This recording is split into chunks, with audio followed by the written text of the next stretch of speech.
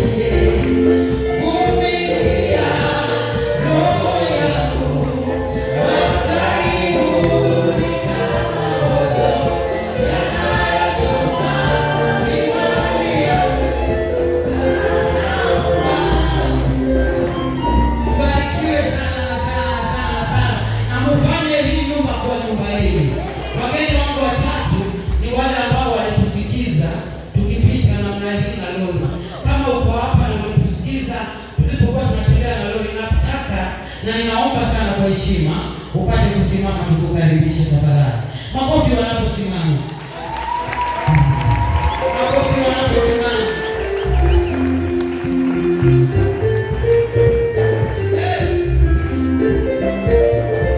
Yesu ndiye njia. Haleluya, Yesu ndiye njia. Amen, amen. Barikiwe sana wageni wetu. Hapa kwetu tuko chini ya nabii Daktari Victor Kanyari. Huku tunabarikiwa sana, tunainuliwa, huku tunapenda wageni na tunawapenda sana. Na mrudi sana siku nyingine. Makofi mazuri.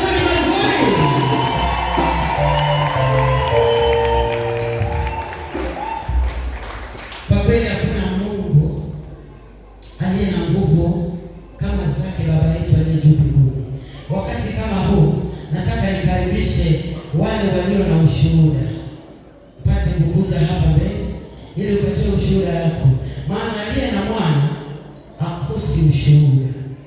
Kama uko mahali hapa na Bwana amekutendea, uliombewa na saizi uko sawa. Ulinenewa na saizi uko sawa. Naomba uje hapa mbele. Naomba uje hapa mbele. Kama uko na ushuhuda tafadhali, kwa haraka sana naomba uje hapa mbele. Usiogope kutoa ushuhuda wako jamani. Kumbuka unapoaibika, kama Mungu amekutendea jambo na unaaibika kusimama mbele ya watu ili utoe huo ushuhuda jamani. Unaaibika kutoa ushuhuda. Je, Mungu akikuaibikia itakuwa namna gani? Amen. Tuwapigie makofi jamani. Bwana siku sana. Naitwa Brother Elijah Mwana Rongo. Mimi mzee niko na watoto watano na niko na mke mmoja. I'm the last born in the family, but the Lord has helped me. The way He worked with Joseph, the Lord has been with me. Last year tulipokuwa tunafunga mwaka hapa kanisani, walikuwa wanasema wale ambao watakuwa vizuri kufikia mwezi wa 4 Mungu atakuwa amewainua. Last year I was able to employ about 2 people, but this year, because last year I was giving heavy gifts to God, I was able to give my sacrifices. Even nilikuwa hata nakopa ili niweze kulipa sadaka zangu kwa Mungu. Lakini mwaka huu mimi nilikuwa nikifikiria nikianza nitaisha, kwa sababu nilikuwa chini sana. Nilikuwa nimepitia vita vya kifamilia, tena nikapitia vita vya majirani, vita vya kikazi. Lakini mwaka huu kufikia wakati huu, nashukuru Mwenyezi Mungu kwa sababu ya haya madhabahu ya Nabii Prophet Kanyari. Kwa sababu mimi niko na uwezo wa kuajiri watu 5 siku ya leo, na niko na uwezo wa kulisha familia yangu, watoto 5 waende shule. Niko na uwezo wa kusaidia watu ambao wanakuja wajalipa manyumba, na mimi sijaandikwa na mtu yoyote hivi unaniona. Lakini watu wananiaminia biashara zao, wananiaminia kazi, na mimi ukinipa kazi naandika mtu mwingine. Mungu apewe sifa na inuliwe milele na milele. Wacha tukupe makofi mazuri na penda Yesu. Amen. Bwana Yesu asifiwe. Nilikuja hapa nikiwa mgonjwa, nikiwa macho inanisumbua, mgongo, miguu, lakini saa hii nasikia niko mzima.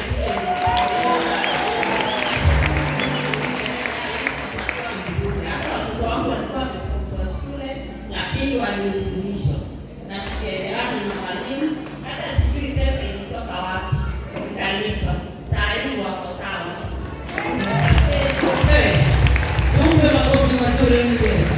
Amesema ya kwamba alipokuja hapa alikuwa na shida ya macho, lakini hapa huwa tunapeana dawa ya Mungu.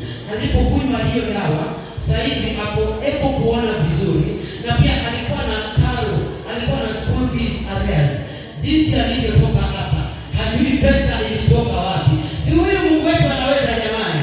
Makofi mazuri kwake. Bwana asifiwe. Bwana asifiwe tena. Mimi namshukuru Mungu kwa yote ambayo ameweza kunitendea.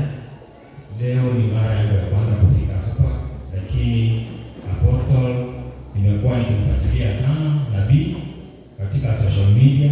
Asanteni sana. Yesu jamani. Huyo kijana amesema ya kwamba yeye hajaionana na nabii. Hajaimwona hivi kwa hivi. Lakini huwa anamfuatilia pale kwa TV, anamfuatilia kwa social media. Amepata kuombewa kupitia hapo kwa TV ama pale TikTok, na amepata kubarikiwa kikazi jamani. Na wewe ambaye uko hapa siku ya leo, ambaye unakutana na nabii macho kwa macho, si upokee baraka yako siku ya leo? Amen.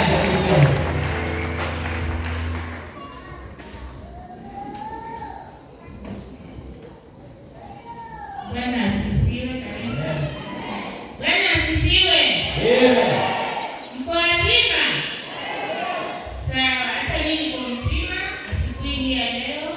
Kwa majina yangu ninaitwa Sara Tendeta, mimi ni mlia kutoka sehemu za Kakamega. Nimekuja hapa hii ni wiki yangu ya 4. Bwana Yesu asifiwe. Ni kwa sababu ya utukufu wa Mungu na pia aliweza kuniombea. Nilikuwa na kelele kwa nyumba, mzee ananitusi, ananifanyia vitu isiyokuwa mzuri. Bwana Yesu asifiwe. Mambo inanisumbua, hata ile church nilikuwa naenda, mimi ni mwimbaji kabisa, tena mimi ndio tegemeo kwa hiyo church, hata saa hii hawasikii vizuri. Bwana Yesu asifiwe. Wanaona kama ile ni huwaimbia tena, wanaona kama ile nafasi yangu inakaa kupotea. Walinipigia simu nikawaambia nitakuja tu, lakini mimi mwenyewe najua siwezi kuja. Mimi nimeshamea hapa kwa pastor. Nashukuru Mungu kwa sababu pia nilikuwa na shida, matatizo mengi, ninawaza, roho inanipiga, silali, sina raha. Lakini tangu pastor aliniombea, ninaona mambo inaanza kutulia. Bwana Yesu asifiwe. Pastor, kitu moja tu kenye ninaona kimebaki, mimi nilikuwa na matatizo mengi. Bwana nabii, kitu moja kimebaki, kuna kitu nikiweka pesa kwa kibeti kila siku 1,000 inatoka. Na nikiangalia sioni kama kuna mtu amechokora hata hapo, lakini unaona tu 1,000 inatoka. Tena usiku tena nilihesabu 2,300. Jioni nikatoa 200. Nasema hii 200 nitaenda nayo church. Kufika asubuhi kwa mwenye ndio nitoke 1,000 tena inatoka. Imebaki 1,300. Najua na bibi ataniombea hapo, tena Mungu atatenda. Amen. Utaombewa na Mungu atatenda. Amen. Bwana Yesu asifiwe kanisa. Asifiwe tena. Kwa majina mimi naitwa Samuel Bahati. Actually nimetoka Jado, na nilipokuja hapa kanisani nilikuwa na shida ambayo nimesumbuka na muda mrefu, mpaka familia mama mzazi, kile vile unajua mama mzazi anakuwa mwenye huruma, lakini alifika mahali mpaka akaluso na mimi. Nilikuwa na uvimbe kwenye sehemu ya siri na ilikuwa singeweza kuvaa nguo kama vile nimevaa hivi. Lakini nilipokuja hapa ibada ilikuwa ya maji ya Mungu na dawa ya Mungu. Kiukweli mtumishi wa Mungu aliponipa akaniambia ninywe na nioge hivi sasa nimeona niko sawa.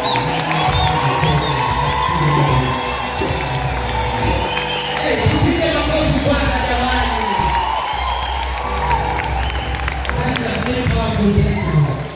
Anasema ya kwamba akija hapa mara ya kwanza alikuwa na shida, alikuwa na uvimbe pale kwenye sehemu za siri, lakini alipoombewa na akapatiwa dawa akakunywa na akaambiwa aoge na hiyo dawa kwa siku 3, amepata kupona na hata anaweza vaa hiyo longi vizuri na hata anaweza tembea vizuri. Jamani, makofi kwa Mungu. Natumai hakuna yule ambaye nimemfungia ambaye akona ushuhuda. Mimi nataka kusema ya kwamba Bwana amekuwa mwaminifu maishani mwangu, maana amenipa uhai bure, amenipa hata na afya bure, na hata amenilinda na mtoto wangu vizuri. Bwana sifiwe. Hata ninapopiga simu nyumbani nikisikia mama yuko mzima, hiyo ni testimony kwa maisha yangu. Mbarikiwe sana sana. Wakati huu nataka nikaribishe praise and worship, tupate kumchezea Mungu, tumchezee. Ambia jirani yako nataka tumchezee Mungu.